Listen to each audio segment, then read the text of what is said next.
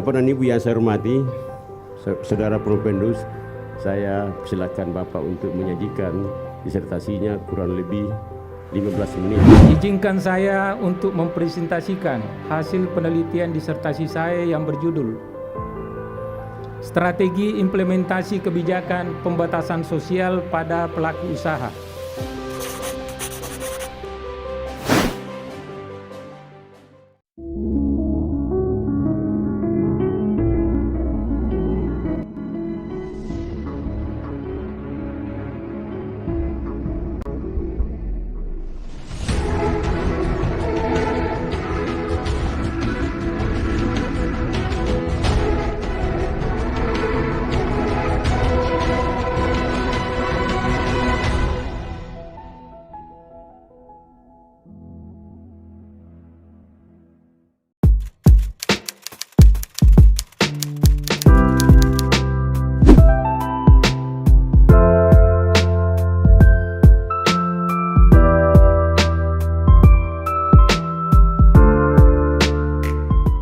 Bapak dan Ibu yang saya hormati, Saudara Propendus, saya persilakan sebelum Dewan Penguji memberi pertanyaan atau sanggahan atau klarifikasi dari disertasi yang Bapak tulis, saya persilakan Bapak untuk menyajikan disertasinya kurang lebih 15 menit ringkasannya untuk kita semua. Saya persilakan. Bismillahirrahmanirrahim.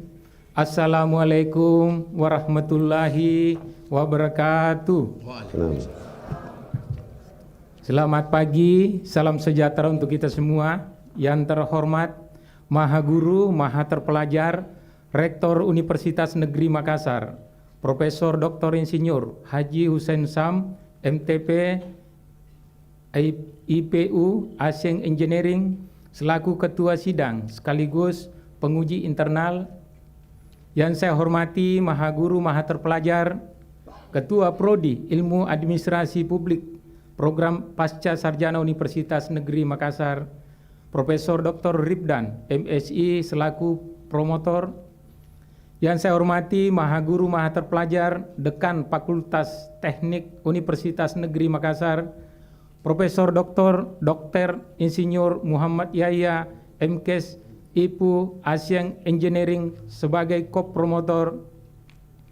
Yang saya hormati Maha Guru Maha Terpelajar, Direktur Program Pasca Sarjana Universitas Negeri Makassar, Profesor Dr. Haji Hamsu Abdul Ghani, MPD selaku Sekretaris Sidang sekaligus penguji internal. Yang saya hormati Maha Guru Maha Terpelajar, Profesor Haji Marsuki Dea, PhD sebagai penguji eksternal. Yang saya hormati Maha Terpelajar, Wakil Direktur Bidang Akademik dan Kemahasiswaan Program Pasca Sarjana Universitas Negeri Makassar, Dr. Sulaiman Samad, MSc selaku penguji internal. Dan yang saya hormati dan banggakan semua para tamu undangan yang sempat hadir sidang ujian promosi hari ini. Izinkan saya untuk mempresentasikan hasil penelitian disertasi saya yang berjudul Strategi Implementasi Kebijakan Pembatasan Sosial pada Pelaku Usaha. Yang pertama, latar belakang masalah yakni das Sein, das Sollen. Pandemi COVID-19 adalah ancaman bagi kesehatan dan perekonomian. Oleh karena itu, pemerintah mengeluarkan peraturan pembatasan sosial dengan maksud untuk melindungi warga negara dari wabah penyakit menular. Aturan tersebut tertuang dalam Instruksi Menteri Dalam Negeri Nomor 1 Tahun 2021, Perwali Nomor 22 Tahun 2020, dan Surat Edaran Wali Kota Nomor 443.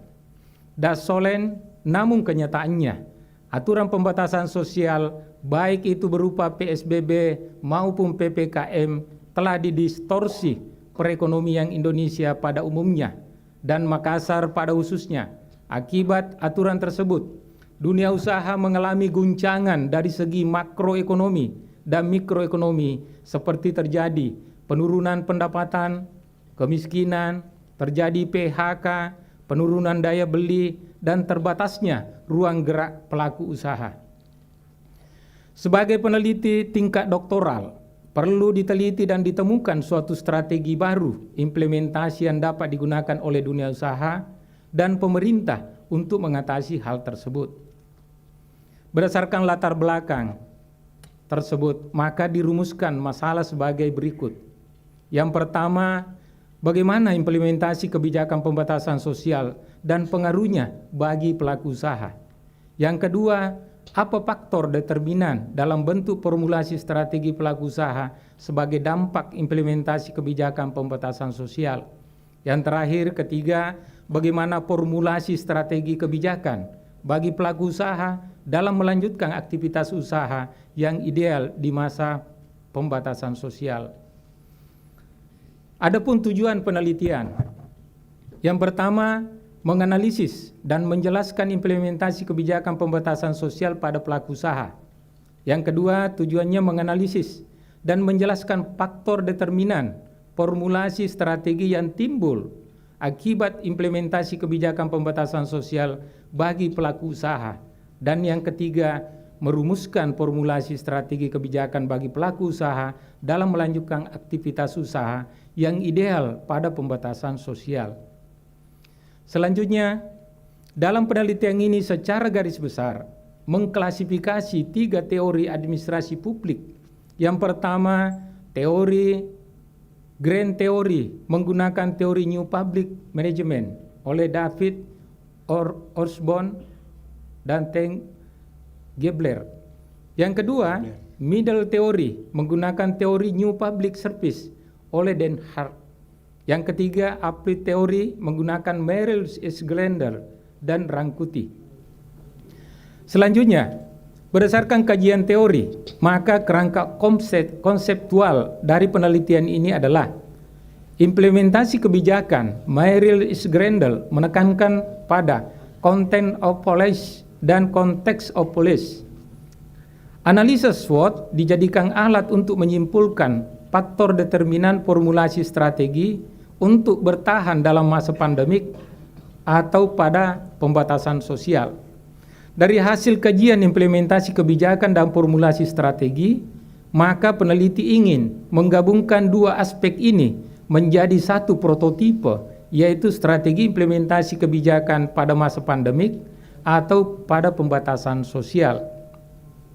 Selanjutnya, metode yang digunakan dalam penelitian ini adalah jenis penelitian adalah kualitatif dengan pendekatan fenomenologi.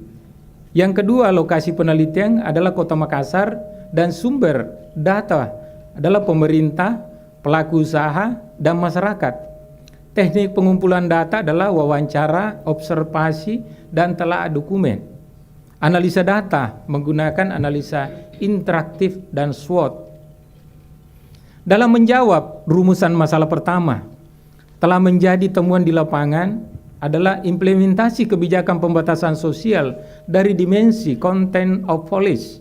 Yang pertama, kepentingan yang mempengaruhi berdasarkan temuan peneliti, peraturan daerah mengenai pembatasan sosial dibuat pemerintah tanpa melibatkan pelaku usaha dan masyarakat. Kami kategorikan belum optimal. Indikator manfaat yang diperoleh bermanfaat bagi pengendalian pandemik dan dari segi kesehatan, namun belum tentu menguntungkan bagi pengusaha. Indikator perubahan yang dicapai berdasarkan temuan peneliti, implementasi kebijakan yang diterapkan sesuai dengan protokol kesehatan, ini kategori baik.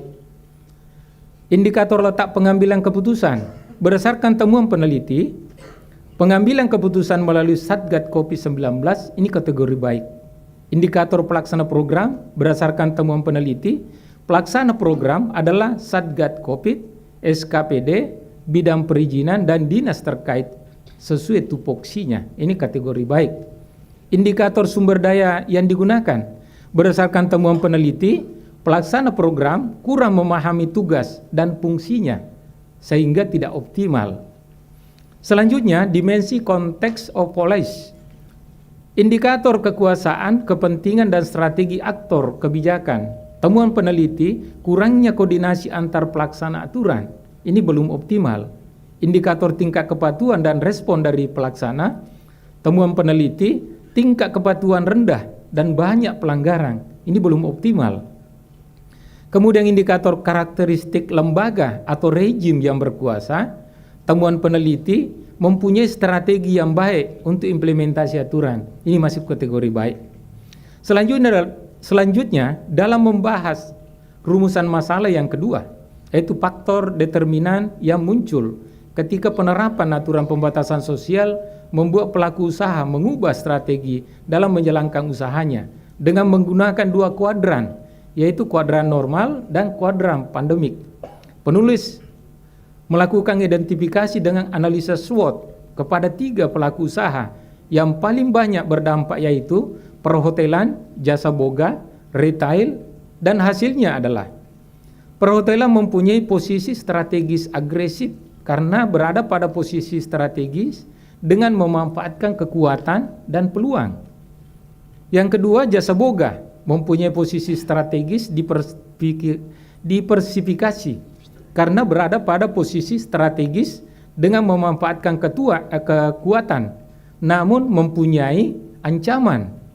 Yang terakhir, retail juga mempunyai posisi strategi diversifikasi karena berada pada posisi strategis dengan memanfaatkan kekuatan namun mempunyai ancaman. Novelty penelitian. Novelty atau kebaruan. Dalam penelitian ini kami menemukan bahwa strategi WOS yang dapat digunakan pada kondisi pandemik, sementara strategi WOS SWOT tidak dapat digunakan pada masa pandemik. Kesimpulan, berdasarkan hasil penelitian yang kami ambil, ada 3 kesimpulan yang kami sampaikan. Implementasi kebijakan pembatasan sosial belum optimal karena 4 dari 9 indikator implementasi kebijakan menurut Merrill S. Grendel tidak terimplementasi dengan baik. Yang kedua, faktor determinan. Implementasi pembatasan sosial pada pelaku usaha perhotelan adalah strategi agresif, jasa boga dan retail adalah strategi diversifikasi.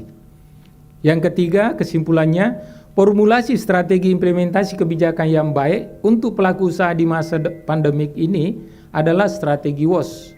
Strategi WOS adalah strategi implementasi kebijakan dengan penguatan kontrol kebijakan pemanfaatan aparatur negara, TNI dan Polri, dengan senantiasa melakukan koordinasi kebijakan antara pusat, daerah, dan asosiasi pengusaha.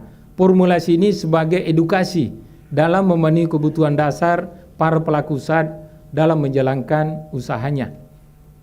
Saran yang ditawarkan, pertama, bagi pemerintah dalam merumuskan kebijakan di masa yang akan datang, serta untuk meminimalisir implementasi yang kurang optimal, seharusnya melibatkan semua stakeholder yang berkepentingan terhadap aturan tersebut.